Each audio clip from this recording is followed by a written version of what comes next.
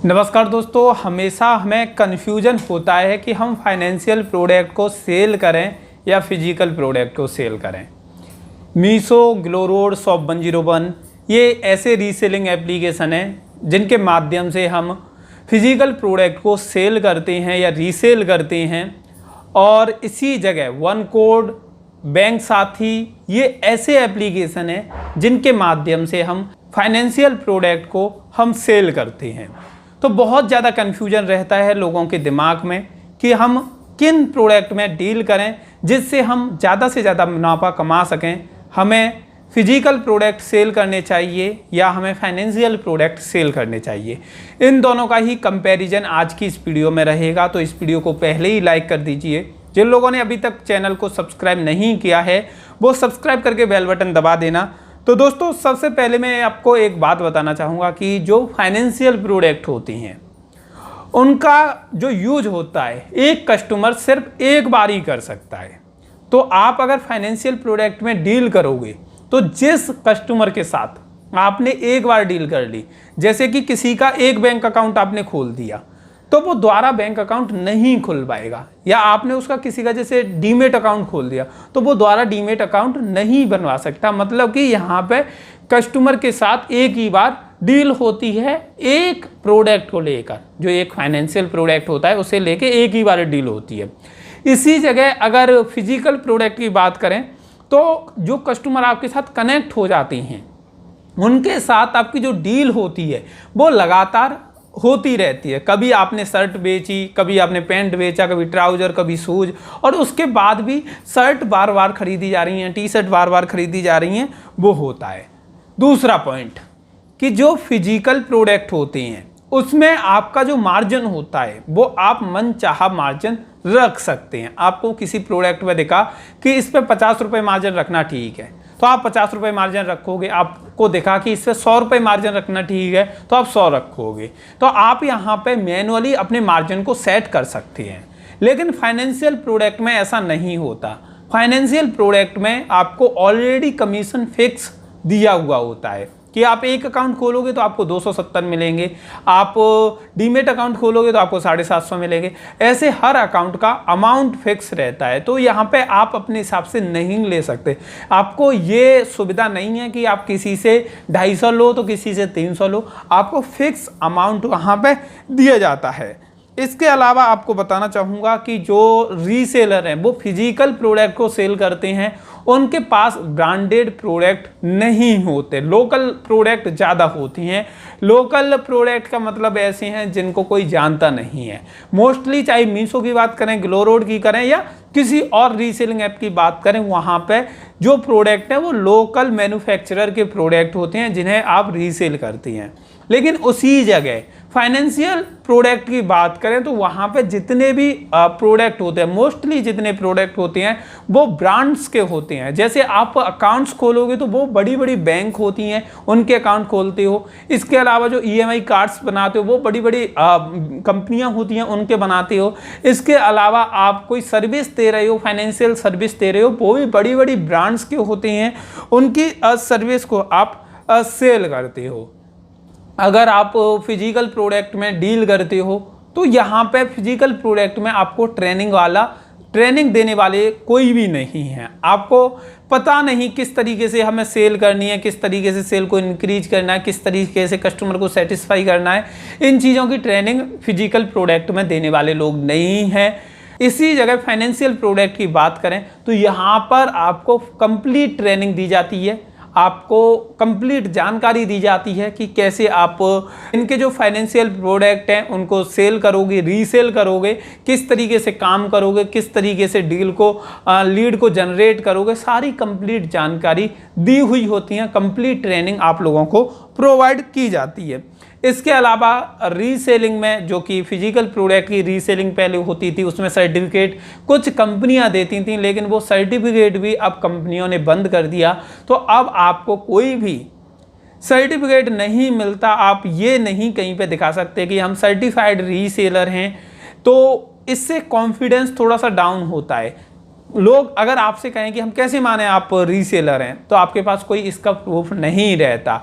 लेकिन उसी जगह फाइनेंशियल प्रोडक्ट अगर आप रीसेल करते हो किसी भी कंपनी के साथ, तो आपको सर्टिफिकेट दिया जाता है ऑथराइज्ड एडवाइजर का या फाइनेंशियल प्रोडक्ट सेलर का। ऐसे सर्टिफिकेट आपको दिए जाती हैं बहुत तरीके के, अलग अलग, जो जैसे बैंक से आती है वो एडवाइजर का सर्टिफिकेट देती है, वन कोड है, वो शायद सेल्स ऑफिसर का सर्टिफिकेट देती है। तो हर किसी के अपने अलग अलग सर्टिफिकेट दिए जाते हैं और उस सर्टिफिकेट के बेस पर आप काम करते हो तो आपके अंदर एक अंदर से ही कॉन्फिडेंस आता है और उस कॉन्फिडेंस से आपका जो वर्किंग स्टेज होती है, काम करने का तरीका होता है, वो काफ़ी अच्छा होता है। जैसा कि मैं आपको बता दूं कि फाइनेंशियल प्रोडक्ट किसी भी ऐप के हों वो लिमिटेड ही होती हैं, लेकिन अगर आप फिजिकल प्रोडक्ट देखोगे तो इतनी ज़्यादा वैरायटी हैं, इतने ज़्यादा कलर हैं, इतनी सारी डिज़ाइन, इतने सारे साइज हैं, बहुत हद से ज़्यादा। और फिजिकल प्रोडक्ट में डील आप आसानी से कर सकते हैं क्योंकि बहुत सारी वैरायटी हैं। इसी के अलावा फाइनेंशियल प्रोडक्ट जो दिए हैं वो फाइनेंशियल प्रोडक्ट में आपको 20 से 25 फाइनेंशियल प्रोडक्ट मिलते हैं, उन्हीं के अंदर आपको डील करनी होती है, उन्हीं को आपको कस्टमर के साथ सेल करना होता है, रीसेल करना होता है। तो ये एक इशू होता है। इसके अलावा मैं आपको बता दूं कि जो फिजिकल प्रोडक्ट हैं उनमें कंपटीशन काफ़ी ज़्यादा है। आपको पता होगा अगर आप रीसेलिंग कर रहे हैं तो इतने सारे रीसेलर हो चुके हैं, जिसको पूछो कहीं पे भी जाओ, अपने रिलेशन में भी जाते हैं ना, तो किसी को बताओ कि देखो ये मीशो है तो वो पहले ही से बोलते हैं अरे मीशो पे तो मैंने भी काम किया है, या मीशो या किसी और रीसेलिंग ऐप के बारे में लोगों को पता चल चुका है, रीसेलिंग के बारे में लोगों को पता चल चुका है, इन कहानियों के बारे में पता चल चुका है कि किस तरीके से रीसेलिंग होती है, कैसे सेल होती है। तो जो फिजिकल प्रोडक्ट हैं उसमें कंपटीशन बहुत ज़्यादा हाई हो गया है। इसी जगह फाइनेंशियल प्रोडक्ट में अभी इतना कंपटीशन नहीं है। आपने कितनों के मुंह से ये सुना है कि मैं बैंक अकाउंट खोलता हूँ, कितनों के मुंह से ये सुना है मैं डीमेट अकाउंट खोलता हूँ, कितनों के मुंह से ये सुना है कि मैं इंश्योरेंस कराता हूँ। इसमें ज़्यादा लोग नहीं हैं, तो ज़्यादा लोग नहीं है तो ज़्यादा कंपटीशन भी नहीं है, ज़्यादा कंपटीशन नहीं है तो इसलिए इसमें लोग ज़्यादा सक्सेस भी हैं। कम लोग आते हैं और ज़्यादा प्रॉफिट कम समय में कमा लेते हैं। लेकिन कहते हैं ना कि कंपटीशन हमेशा उसी चीज़ का होता है जिसमें डिमांड ज़्यादा होती है। तो जो रीसेलिंग के फिजिकल प्रोडक्ट है उसमें ऑलरेडी डिमांड काफ़ी ज़्यादा रहती है। कहते हैं ना कि मार्केट भी उस जगह ज़्यादा मिलती है जहाँ पे बहुत ज़्यादा माल की सप्लाई होती है। तो सेम कंडीशन यहाँ पे आती है कि जो फिजिकल प्रोडक्ट की रीसेलिंग करते हैं वो वही लोग करते हैं जहाँ पे डिमांड बहुत है, और अगर फाइनेंशियल प्रोडक्ट की डिमांड की बात करें तो वहाँ पे डिमांड बहुत ही कम है। इसके अलावा फाइनेंशियल प्रोडक्ट में रिपीटेड कस्टमर नहीं मिल पाते और फिजिकल प्रोडक्ट में रिपीटेड कस्टमर की तादाद काफ़ी ज़्यादा होती है। बार बार लोग आपसे कनेक्ट होने के बाद बार बार आपसे प्रोडक्ट खरीदते हैं। एक बार कनेक्ट होंगे, बार बार आपसे माल खरीदेंगे, अलग अलग डिज़ाइन के अलग अलग प्रोडक्ट खरीदेंगे। इसी जगह अगर आप फाइनेंशियल प्रोडक्ट में डील करते हैं तो लोग एक बार खरीद लेंगे और वो पर्सन दोबारा उसी चीज़ को नहीं खरीदेगा। जैसे उसने बैंक अकाउंट खुलवा लिया तो दोबारा वो अपना बैंक अकाउंट नहीं खुलवाएगा, वो किसी और का खुलवा सकता है लेकिन अपना नहीं खुलवाएगा। तो ये अंतर है, ये मैंने लगभग 10 अंतर आप लोगों को बताए हैं फिजिकल प्रोडक्ट में और फाइनेंशियल प्रोडक्ट में। अब आप खुद डिसाइड कर सकते हैं कि आपको फिजिकल प्रोडक्ट में डील करनी है या फाइनेंशियल प्रोडक्ट में डील करनी है। मेरे पॉइंट ऑफ व्यू से दोनों ही चीज़ें ठीक हैं, अपनी अपनी जगह सोची जाए तो दोनों चीज़ें ठीक है। अगर आप लॉन्ग टाइम तक काम करना चाहते हैं उन चुनिंदा लोगों के साथ जिनको आप पहले ही चुन चुके हैं तो आप फिजिकल प्रोडक्ट में डील करिए। अगर आपको शौक है नए नए लोगों से मिलने का, नए नए लोगों से बात करने का, नए नए लोगों को अपने प्लान सेल करने का, या आपकी जो कम्युनिटी है वो काफ़ी बड़ी है, आपका कम्युनिकेशन है वो बहुत सारे लोगों के साथ है, आपकी कनेक्टिविटी है वो बहुत सारे लोगों के साथ है, तो आप फाइनेंशियल प्रोडक्ट को सेल कर सकते हैं क्योंकि आप नए नए लोगों से डेली मिल रहे हो तो आपके लिए ये चीज़ ज़्यादा बेटर रहेगी। तो ये चीज़ है, एक इजी है। आप कमेंट करके बताइए आपके हिसाब से फिजिकल प्रोडक्ट में रीसेलिंग करना बेटर है या फाइनेंशियल प्रोडक्ट में रीसेलिंग करना बेटर है। कमेंट करके बताइए और आपको ये वीडियो कैसी लगी वो आप कमेंट करके बताइए। और फाइनेंशियल प्रोडक्ट की जो टॉप रीसेलिंग कंपनियों के एप्लीकेशन है उन सभी के लिंक इस वीडियो के डिस्क्रिप्शन में दिए हैं।